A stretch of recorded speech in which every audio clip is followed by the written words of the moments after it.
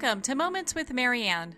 I'm so delighted we're spending this time here today. We have a very inspiring show coming right up with none other than special guest Kathleen O'Keefe-Kanavos. And she's here today to talk to us about her new book, Dreams That Can Save Your Life. Now, Kat is a dream expert and 3 times breast cancer survivor who used dreams to diagnose her illness when it was missed by her doctors. She was born a Special Force army-brat in Germany and educated in Europe. She has a degree in special education and taught psychology at USF Fort Myers branch. So let's welcome to the show, Kathleen. Thank you so much, Marianne. I've been looking forward to this show all week, or all last week, really. I knew we would have a good time. Oh, you know what? We always have a good time when we get to chat, and you're so busy. My goodness, I mean, you're a dream expert, you're a coach, you have your own radio show and TV show.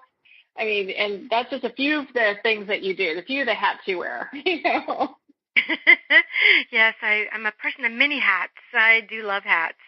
Talk about hats. I mean, I've got to ask you, what decided to have you throw your hat in the ring on this book? You're like, how did you even get started on, gosh, I want to write a book on dreams? Well, you know, I'm a 3-time breast cancer survivor. And after I had been keeping a journal, a dream journal, all through my journey because my dreams diagnosed the breast cancer every single time when the doctors had told me to go home that I was healthy. And, you know, I thought that I was an unusual case, but as you'll probably see later, you know, during the interview, there were 41 other people that are in the book that had similar stories, so I'm not as unique as I thought I was. But I took all of my journals, my dream journals that first diagnosed my illness, my breast cancer, and then these same dreams guided me on my treatments, on my diet, on getting healthy, on how to change my life. And I took all of those dreams and I put them into the book, Surviving Cancerland, Intuitive Aspects of Healing, which won 4 book awards. And during that time that the book was just out, Dr. Larry Burke, who is a radiologist at Duke University, had started his research on dreams that diagnosed breast cancer.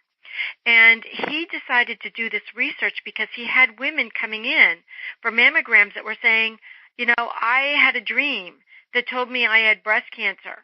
And sometimes they would say, you know, my doctor told me there was nothing wrong with me, that, you know, I couldn't get tests just because I had a feeling or I had a dream. And so I'm turning to you. And it would turn out that those women actually had breast cancer. So when Dr. Larry Burke was looking for people to be in this research, he came across my book, Surviving Cancerland. And after he read it, he called me up. And I was one of his research patients, one of the 20. Actually, there were, I think, 19 of us. And of those 19 women, 18 lived because they followed their dreams, they believed in their dreams, and they stood in their power, they spoke their truth. They would not be dismissed by the doctors, just like I wouldn't. But the one patient or the one research patient who was actually a doctor also, who believed her doctor when that doctor said, you know, there's nothing wrong with you, go home, come back in 6 months and we'll check it. She's the only one that died.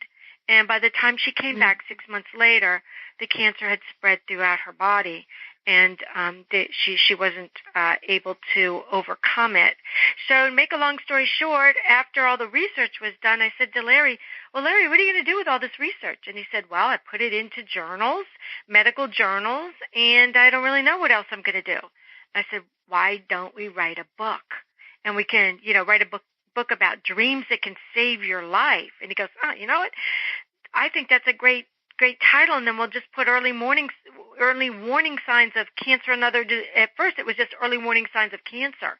And then when the book got picked up by the publisher, when we got into a bidding war off of our book proposal, they added and other diseases to it because many of the stories in our book is not just about cancer. And that's kind of the wrap up, and this is where we are now. And today I'm on your show. And that's how that, well, it's interesting. We get listeners that write in all the time. They're like, gosh, how did this even happen? How did she even decide that this is a book I'm going to write? And especially, you're doing this with this really noted MD, and it's interesting. People want to hear how the journey took place. Mm-hmm. Mm-hmm. And that's how it took place. It was very serendipitous, but I really believe that when you get in the flow of your life purpose, that things happen. They happen according to plan. And I believe that this book is according to plan, because it's almost like Dr. Jung and Dr. Freud on steroids. It's been that step, It's dreams that are validated by pathology reports in the medical community when the doctors didn't even know a lot of times that these patients had the dreams. So it was a double-blind study. Mm. Yeah, and that really, when you look at the scientific fact behind it, and it's interesting to hear that one of the doctors that had the dream ignored her intuition, ignored the messages that she was getting, and then she had a different outcome because she's using that scientific mind. But now we have science that's saying, hey, pay attention to these things when they happen, because it can profoundly impact your life. Yes, and I think one of the reasons why Larry got really excited, and by the way, he doesn't like to be called Dr. Burke. He's very grounded. He's very down to earth. He wants you to call him Larry. So one of the things that Larry wanted to do was make this book not only just accessible to the patients, but also to the medical community. So, he writes parts of the book from the medical mind, and I write it from, for lack of a better word, the guinea pig mind. So it's quite a good balance. But one of the things that we were talking about, we wrote about in this book, is that dreams have been a part of medicine since 4,000 years ago with Imhotep in Egypt, and he was the chancellor and also one of the high priests of the sun god Ra. And he started what was later named the Asclepion dream temples. And those were actually in Greece. And what happened is in Greece and in Rome, let's say a woman couldn't get pregnant. She really needed help getting pregnant, because back then, if you were a woman, you didn't have a baby, you were kind of worthless. Or somebody was not feeling well, but they didn't know why. And they would go to one of these Asclepion dream temples, and they would ask the priest at that temple to sleep with them and dream with them, not sleep with them sexually, but sleep beside them on the floor, on the hard, cold floor, and dream with them. And then they would write down the dreams the next morning, and they would go to a dream interpreter who would tell them what the dream meant if the priest didn't know. Well, we have that in our book. We actually have patients or writers in the book who dreamt for other people who were sick, and then called them up and said, I had a dream about you, and this is what I dreamt. And that chapter or that section in the book is dreaming with and for others. So it's still happening today, yet the medical community, it's been going on for 4,000 years, yet the medical community is not embracing it. Well, it seems with your book, it helps start that discussion within the medical community where they're like, well, you know what, maybe we need to look at this in a new light, or start taking people more seriously when they come in with these types of concerns, and they're adamant that this is what's going to happen because they really have felt and lived it. I think, and that's what we're hoping for, Marianne. That's why we wrote this book. We didn't write the book for us because we've already been there, done that. We wrote this book for all the other millions of people all over this planet who are dreamers. And even those who aren't, for instance, some of the blurbs on the book are written by people who were not necessarily great dreamers, and they said that. So we asked them to read the book and give us a blurb anyhow, and they said that they put the book beside their bed and they started dreaming. That kind of blew us away. And they said that the book just opened up a door that had been closed, a door that we're all born with, I believe. And they started having these incredible mystic-type dreams. And so, I believe that dreams are contagious. And when you get into a dream group and you talk about dreams, even if you're not someone who can remember your dreams, you'll start to remember them. And if you start reading this book, I think you will remember your dreams. And if you do, please let me know, because I want to know about it. Well, and you touched on something I'd love for you to expand on, because I know that you think that dreams are sacred doorways, but what are they sacred doorways to? I really believe, Marianne, they're sacred doorways to the divine. And I believe that before we were born, that place where we lived, before we decided to be born here and live here, we are connected to that place through our sacred dream doors. And so you'll see in this book that many of the stories are about how when the people were in their darkest moment, when they didn't know if they were going to make it. Some of these women in this book were in stage 4 terminal. They had been told by their doctors to go home and get their house in order, find someone to help their husband raise their child. They'd have 2-year-olds. And then they would have a dream. And through this sacred dream doorway, they would receive information that saved them. An example would be one woman had gone to the doctor, found out she had been having dreams. She went to the doctor, found out that she was in stage 4 ovarian cancer, ovarian or uterus. Anyhow, it was like in everything, so it didn't matter. It was there. Yeah. And he told her at the most she had maybe a couple months left to go home and get her house in order. They tried all kinds of different chemos on her. Nothing was working. It was getting worse, not better. It wasn't even slowing down. And she was young. She was in her 20s, which is always deadly. And she had a dream that night. And in this dream, Marianne, there was a spaceship that came down and landed in her backyard in the dream.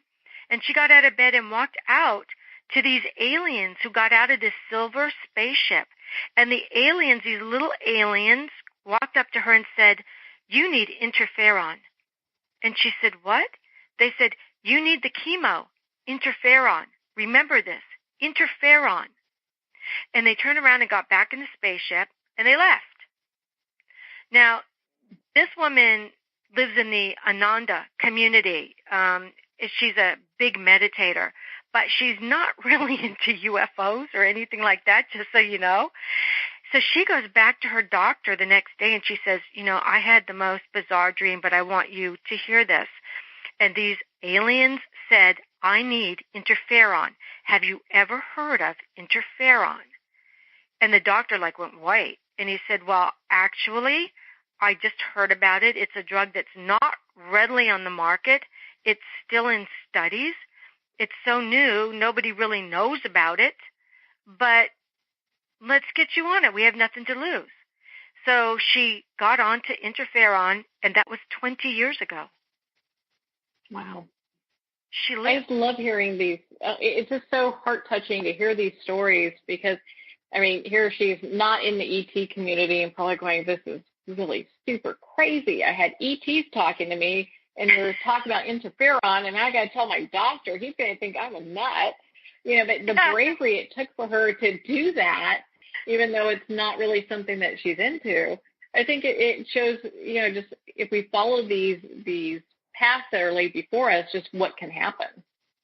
Absolutely. And these people that are in this book were so strong.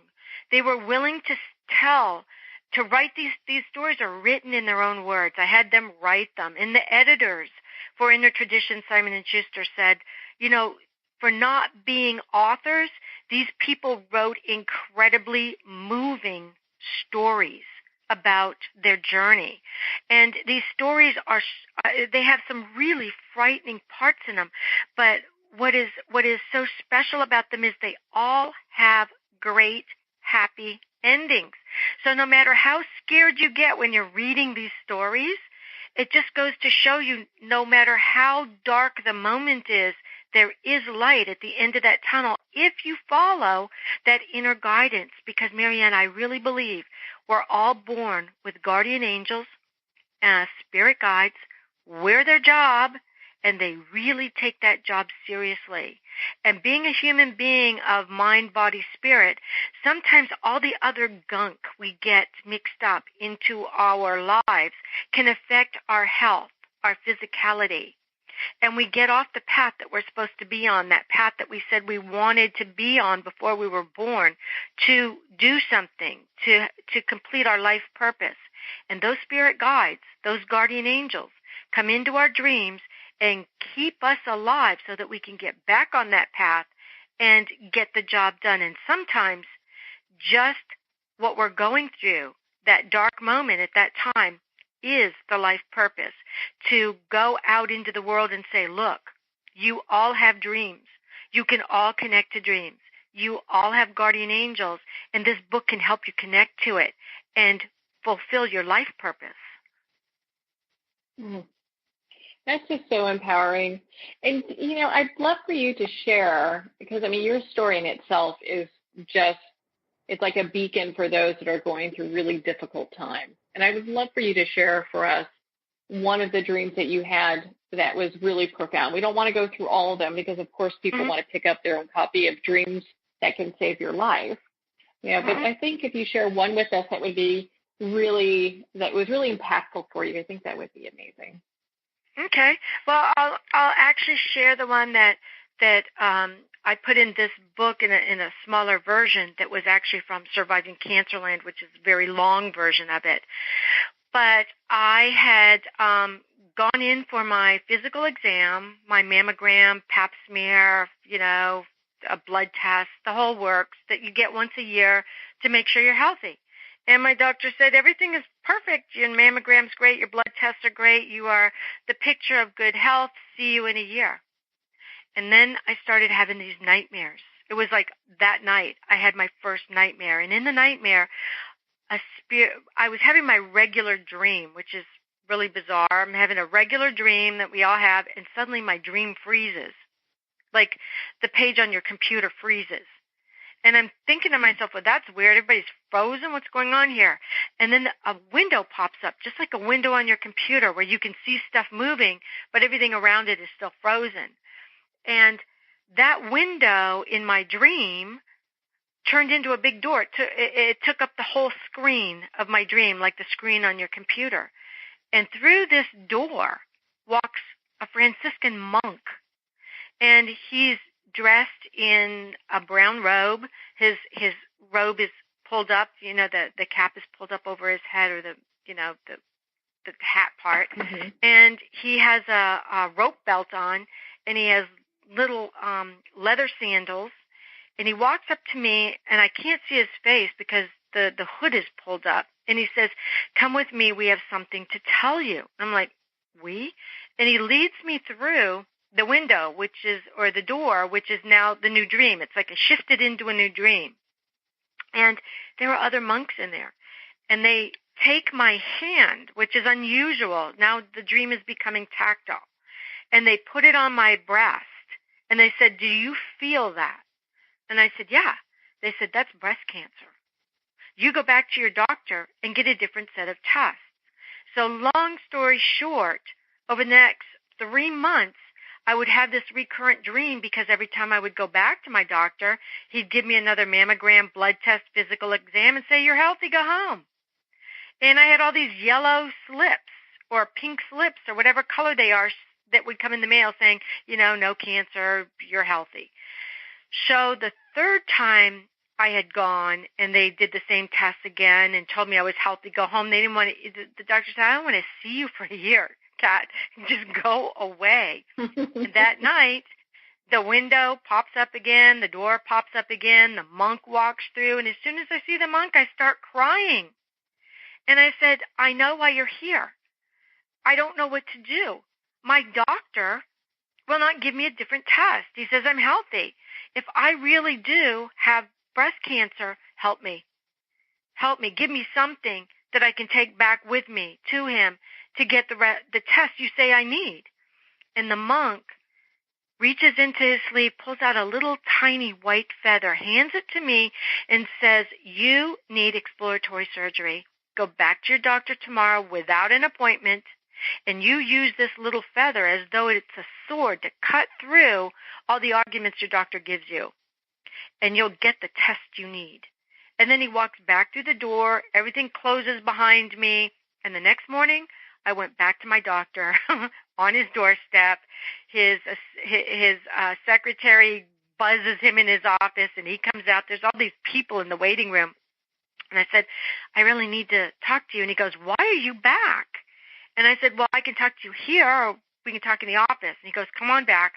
I went back and I said, look, I know something is wrong. I know you're saying nothing is. I know something is wrong. I don't know where else to turn. I can't give myself other tests. I don't know what to do. Help me. You're my doctor. Help me. And he just kind of looked at me and he goes, well, what do you want? And I said, I need exploratory surgery. And I swear, Marianne, he looked at me like I had just set myself on fire. His eyes were bugging out of his head. He goes, no, I cannot do that. That's against my policy. It's against hospital policies. I can't even give you a different kind of test with no symptoms, no feeling, nothing. How can I do that? And suddenly I remembered that little feather. And I imagined pulling it out of my pocket. I imagined pointing it at him. And I said, help me. I need exploratory surgery. And it was like somebody glamored him, like all those vampire movies we see on TV now, where they just say, oh, you want to go jump off the roof. And the person goes, yeah, I do. And they go up and they jump off the roof. And so my doctor said, well, where do you think it is? And I said, I think it's right here. And he leaves the office and he comes back in and he says, okay, I made an appointment. We're going to do exploratory surgery 2 days after New Year's. And I'll see you then. And long story short, because in the book I explain everything about it, including waking myself up out of anesthesia, which scared the whole room full of doctors. But I was in stage 2, aggressive breast cancer with it in a lymph node. Now, the moral of that story is, if my doctor had listened to me and worked with me 3.5 months before I had to have exploratory surgery to find it, I might not have had to have all of the surgeries, the severe chemotherapy, the radiation therapy, losing all my hair, all of that, if he had just listened. Just given me a willing test. And said, hey, let's do things differently. She is adamant that something's going on. Let's check this out thoroughly. Yes. And that's why we wrote this book, not just for other patients, but for the medical community as well. And so that patient, when they go into their doctor and they say, I know something's wrong, I'm having dreams, if that doctor says, which they said to some of the patients in this book, dreams are useless, they don't mean a thing. That patient can say, have you read the book, Dreams That Can Save Your Life? Have you read the stories of those 41 patients whose dreams did save their lives? If you haven't, you need to, but I need another test, and I'm not leaving without it.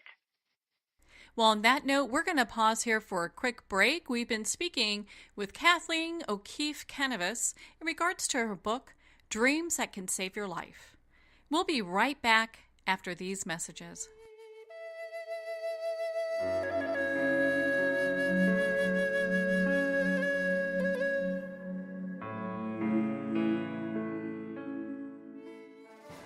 Internationally recognized and award-winning author Judy Goodman works and teaches outside the box of limited thinking. Working with people from every walk of life, her goal is to empower you to be the best you can be, no matter what the challenge is. Born with the gift of seeing beyond our normal vision, she has an extraordinary gift of working with every challenge. Teaching beyond conventional wisdom, her work is described as life-changing. Visit judygoodman.com. That's judygoodman.com.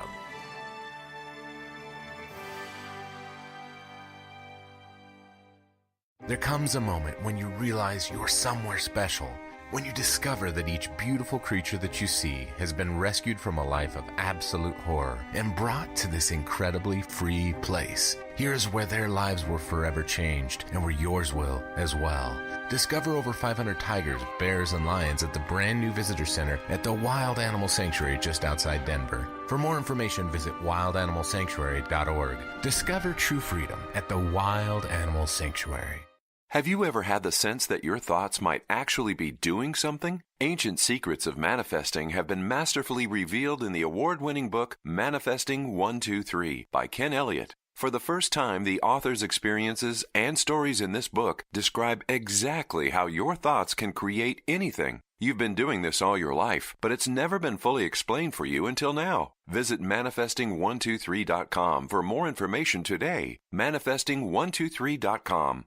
There are nearly 2 million Americans living with amputation. Many live right here in San Antonio. Becoming an amputee can be scary, frustrating, isolating, but there's no reason to feel alone. The San Antonio Amputee Foundation is here to help support you and guide you toward resources such as home and car modifications and even prosthetic limbs. For more information or to make a donation, visit saamputee.org. We'll help you live a full, active life, one step at a time. San Antonio Amputee Foundation, healing limbs, hearts, and souls.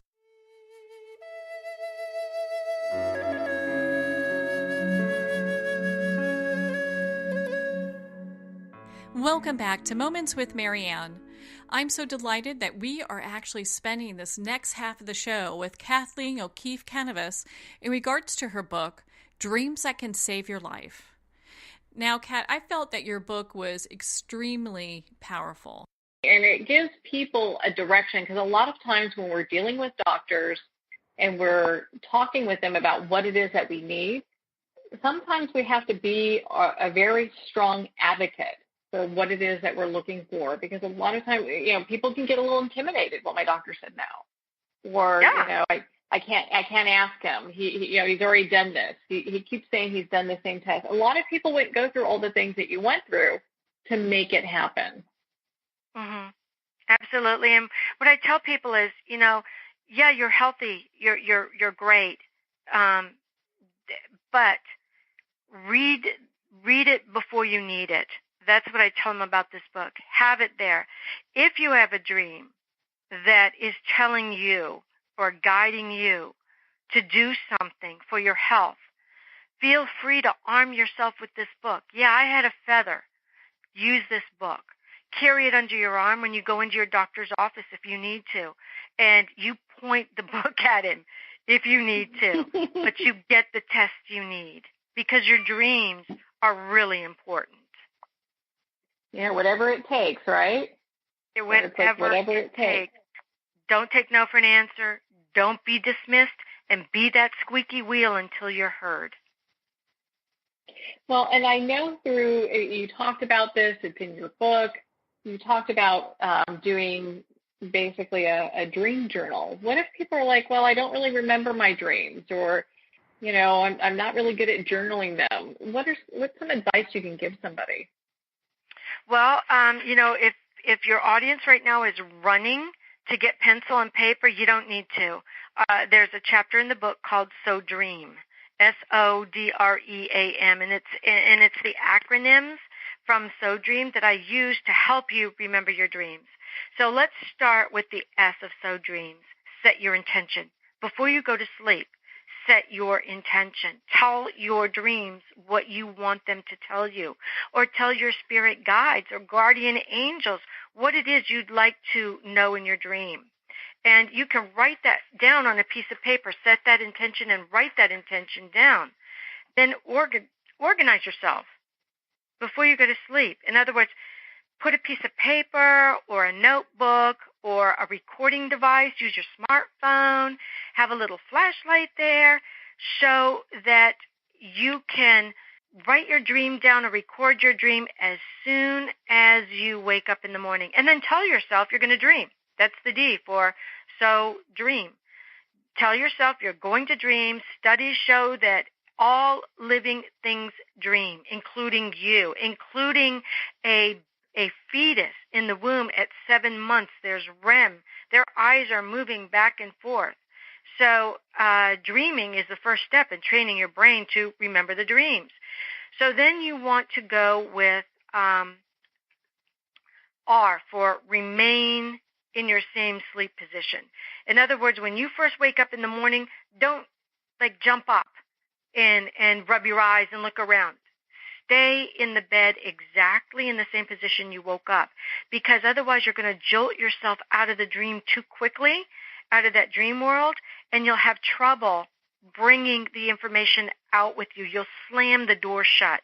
Let's close that door slowly so that you can retrieve information.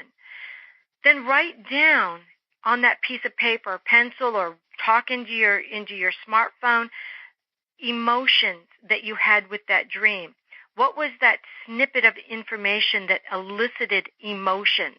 Add to that then, what colors, sounds, words, people? Did you see animals, plants, signs, symbols? What did you see that went with that emotion? And then underline the words that have the most meaning to you, and then write down your meaning for them in the dream. In other words, you see a snake in your dream. You underline the word snake because it caused a lot of emotion in the dream, and it really means something to you. You don't like snakes. So for you, snake means danger. Somebody else, snake, may mean the kundalini. So this is where your dream language is kicking in. Your dreams are teaching you your sacred dream language. Nobody else speaks it but you, your spirit guides, and your guardian angels, and that's how you communicate with each other. And so you put all of that together, and you're going to come out with an interpretation for a dream that you've now remembered. And during the day, if by chance you start to daydream, sometimes that will open up a bit of the door to your night dreams, and suddenly you can remember snippets from that night dream. They'll come back to you during the day. You might see signs and symbols during the day, which are synchronicities from your night dream. And that is your spirit guides, your dream world, continuing to work with you in your waking world. And that's really profound. Now you know you're on the right path. That's so important, because I think a lot of times people, start doing their dreams and go, well, none of this makes sense. I don't think the crazier the dream, the better the message. Well, and then so what are some tips on how to interpret that? Because you said underline the snake. How does it feel? The emotion. Do you have other tips that people they have this bizarre dream? They're like, I can't make heads and tails of this one. Well, look for plays on words in your dreams. Like you might have, this is just an example, and I'm just making this up as I'm talking to you.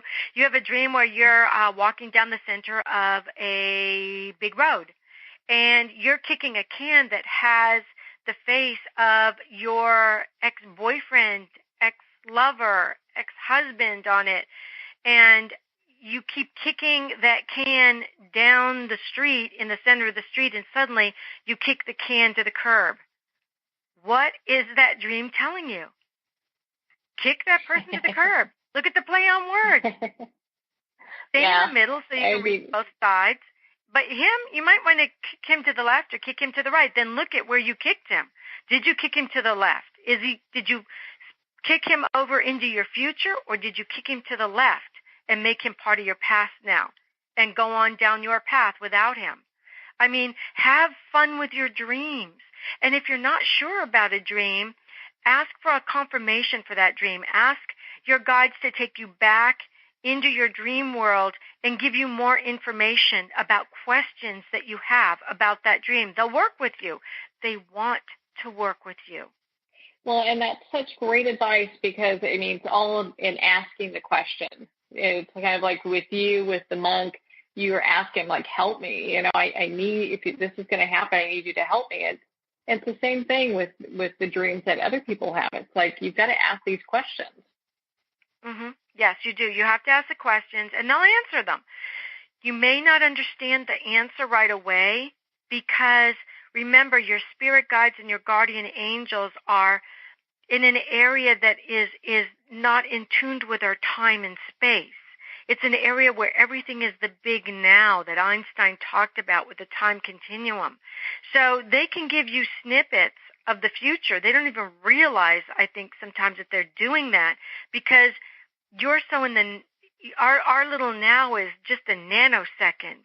And sometimes they can give us glimpses into the future without necessarily meaning to. But then when you see synchronicities during the day that remind you of a dream that you had that night, you know that you are in tune with your dreams.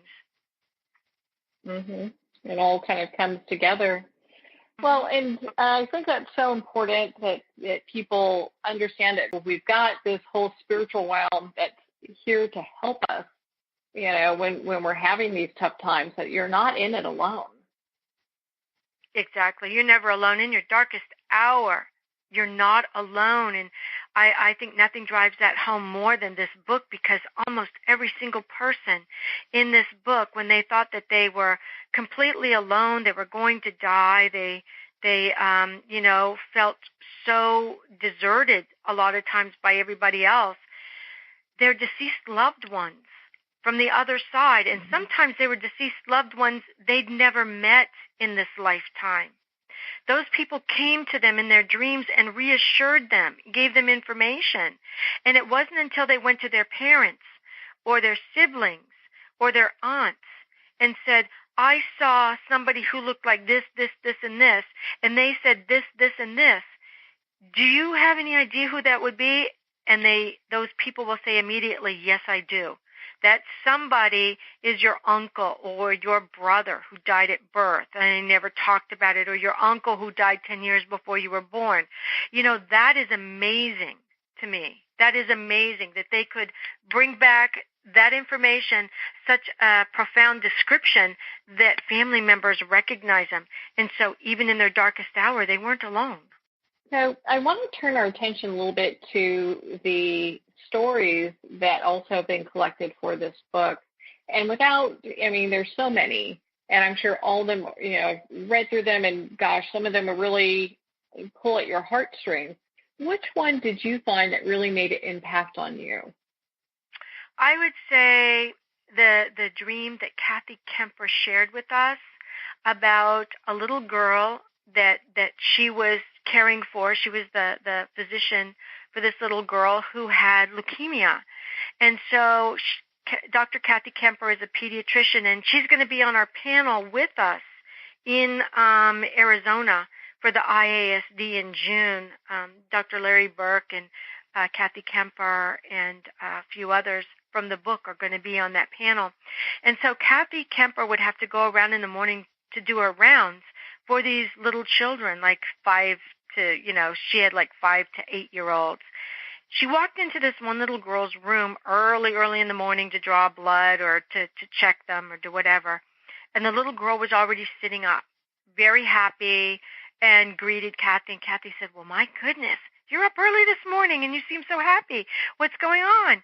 And the little girl said, I know that my blood cell count has gone up, up, up, because I had a dream last night where the mercury in the thermometer was going up, up, up.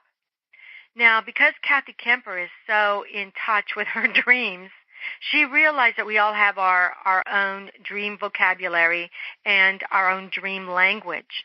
And so she said to the little girl, so you're sure that your blood count has gone up so that you can have your next test sooner than we had planned, which was going to be like 2 weeks later, because the little girl wasn't recovering from her last treatment, which is devastating to those children because they have to stay in the hospital longer.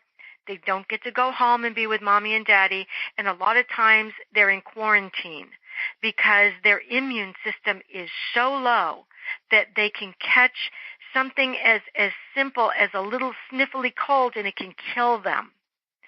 So any other doctor who is not in touch with their dreams and didn't realize that we have our own dream language may have interpreted that child's dream as, oh my gosh, she caught an infection It could be viral, which is really bad.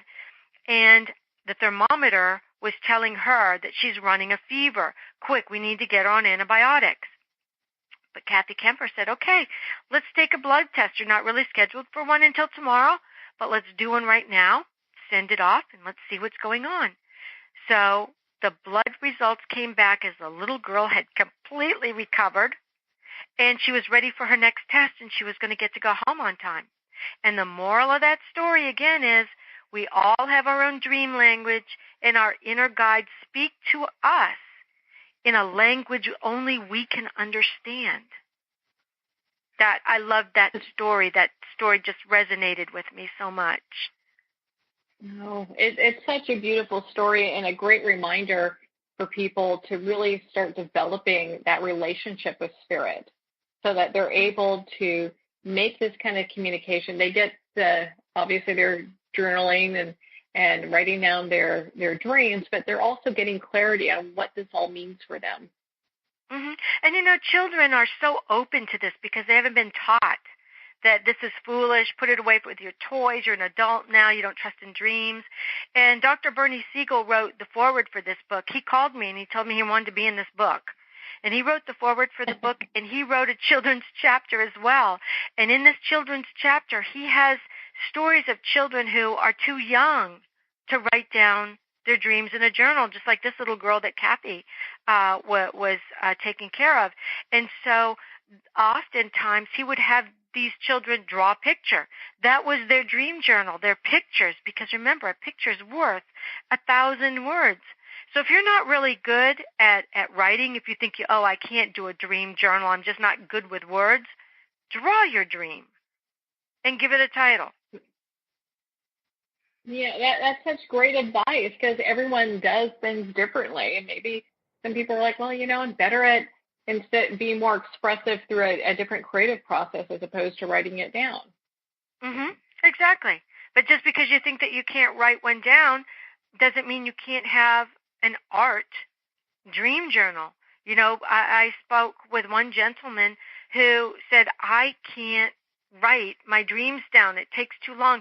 But I can draw a picture, and I can use the colors from the dream in the picture. And all I have to do is flip open to that picture, and the whole dream comes back.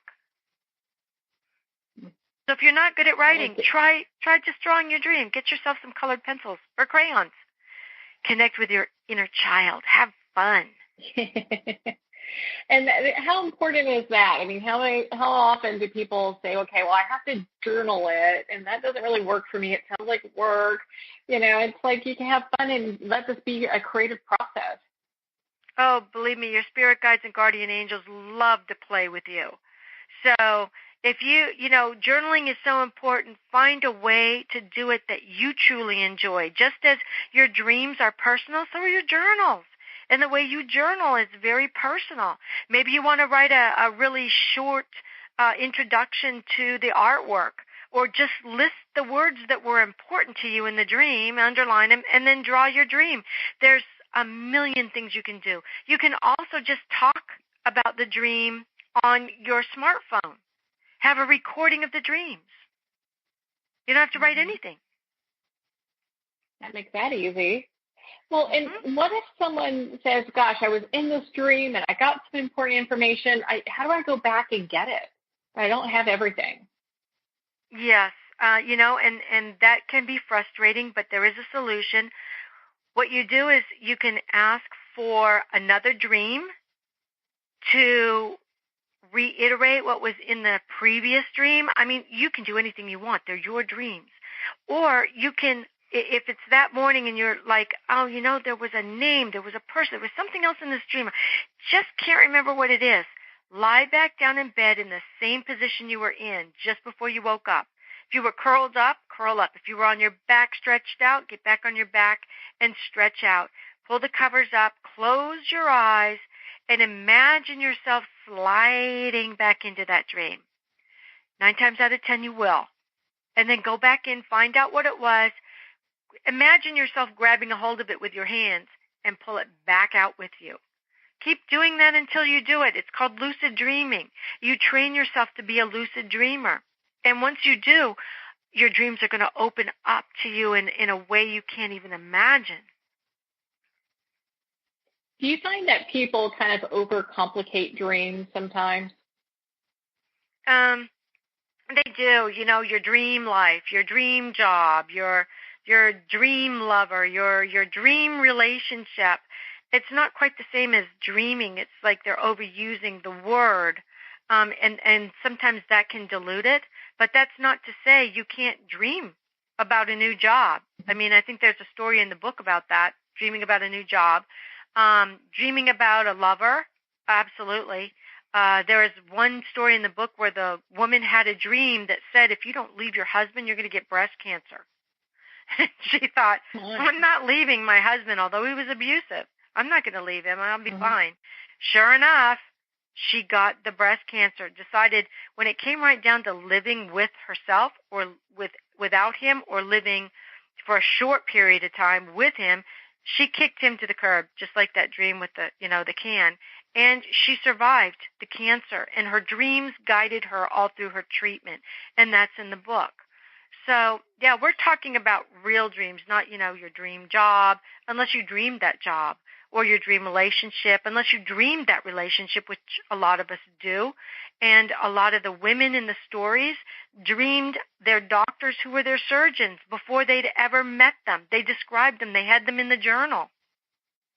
Well, and I just find that so fascinating because the sky's the limit when it comes to dreaming, and it doesn't have to be difficult. Like a lot of times you hear people go like lucid dreaming, that must be something that I have to really practice at, or I have to really practice at getting good at my dreams. But I mean, really the sky's the limit. You can have fun and you can play with it.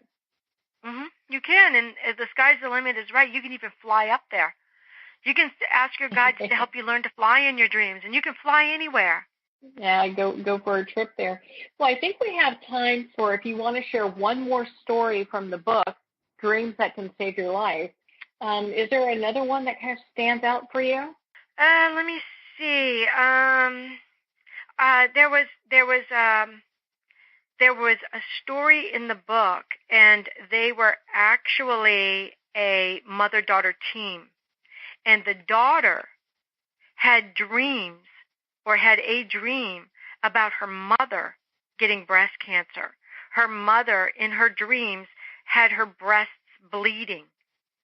And so the daughter said to the mother, I had this dream about you. And the mother said, no, you can only dream for you, so the dream has to be about you. Go to the doctor, go to the doctor. So the woman goes to the doctor, and the doctor says, no, you're fine. And the woman says, well, can you give me another test? I just want to be sure. He did. She was fine. And then the woman went home, and she said to her mom, I'm fine. I had that dream about you. You go to the doctor now. I'm taking you to the doctor. She took her mom to the doctor, and her mother did have the breast cancer. So the dream was for her mother. And the reason that dream is so important, again, this is dreaming for others, is because when I was doing one of the radio shows, I think it might have been Coast to Coast with George Norrie, somebody called in and said, well, what if the dreams you're having about your breast cancers are because your inner self knows everything that's going on in your body? So it's not really a prophetic dream or a diagnostic dream. It's just that there's some part of your brain that is telling you something's wrong with you. And I said, yeah, you're right. With a lot of them, that could be true, and it's coming through in a dream, but that still validates the dreams. But how do you explain where a person like this daughter dreams the breast cancer for her mother because that's not going on in her body, and the mother didn't have the dream? That's where those dream doors are truly sacred, where we go from the earth plane up through the dream doors. We get the information, and the dream comes back down and connects to the person we were dreaming about, which creates a pyramid. And pyramids are really powerful. That is pretty powerful. Well, and what I love about each of the stories that people have submitted, that at the end of it, there's your interpretation and that of Dr. Burke's as well as commentary. on it. Yeah. So it's nice to have this dual focus in a way where you and both Dr. Berger are giving your insights in regards to each person's story. Yes, and we start these interpretations out with "if this were my dream," because, like I said before, really only you can interpret your dream. But quite often in the stories, the people interpret their own dreams. They do. Often they talk about it without really directly interpreting it, giving us an interpretation. So when Dr. Larry Burke and I do our interpretations, we usually just validate what they're saying, and you can see, even if you go into dream dictionaries, that validation is there. Sometimes the dreams are like I don't think there's anywhere in a dream dictionary that says little people who come down in a spaceship and give you an exact word to go to your doctor with for a treatment.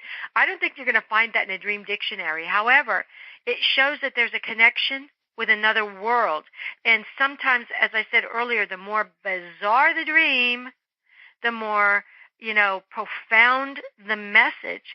And how in the world can you forget a spaceship with little green people coming down? I mean, it's easy to forget beautiful flowers in a field and you're dancing through it. But oftentimes our biggest nightmares are a gift in disguise because they're a call to action that cannot be forgotten when we get back into our waking world. Yeah, it is that call to action. It's like, get moving, get on it, find out the answers, and it's important. I think it's so important that people hear this and, of course, pick up a copy of your book, Dreams That Can Save Your Life, because it can help really transform their thought process around the dream world. Right. And if your spirit guides will tell you if you're ill, they'll come into your dreams. Your guardian angels will come and guide you in those dreams. They'll also guide you in terms of love. They want you to connect with someone who's going to be a guiding light in your life as well, where you will complete each other. And so often you'll have dreams that will be red flags if you're not with a bad person, but with a person who's not right for you. And sometimes love is not reason enough to marry someone. However, if you connect into those dreams, you will find the person that you not only love, but is right for you. It might not be a perfect person in the world, but it's the perfect person for you and your destiny. And the two of you together will make an incredible, incredible team. And sometimes you'll get that guidance in your dreams as well. So it's not just for illnesses, and it's not just for diseases or cancer, but it's for your life purpose, and it's also for your life partners.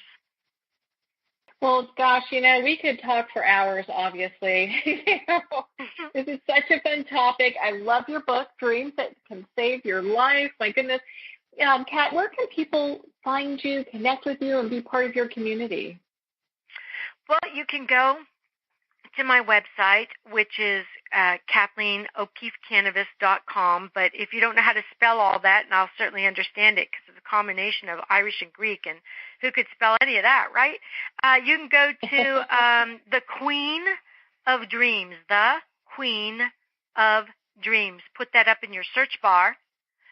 Don't put it in the Google bar. Put it up at the top of your computer in the search bar. It'll take you right to my website. And for your listeners today, Marianne, there's a free gift. As soon as they get to my website, there's a free gift for your listeners to download, and that is my video Dream 101 course. They get to download that, and it's only for people listening to your show today. So go to my website. Go download that course, and there is a free journal page in there that you can copy off of your computer or off of your printer and create your journal to put next to your bed. And you can either order the book right from that page with the Amazon link and the Barnes & Noble link. By the way, the Barnes & Noble around throughout the country have already run out of the book 2 and 3 times. So you can go to your local Barnes & Noble, or you can go to Amazon, or you can go to Inner Traditions and order the book there. And definitely, please, if you like the book, leave us a review on Amazon. We need the reviews so badly. Well, Kat, it's been such a pleasure to spend this time with you. Thank you so much for taking the time to be on the show with us here today. Oh, it's been my pleasure. Well, thank you, Kat. Really appreciate the gift that you have for everyone to check out that free video. Again, they can do that on your website. Well, we are at the end of our time today. I would like to thank everyone for tuning in. You've been listening to Moments with Marianne. And remember, make every moment count.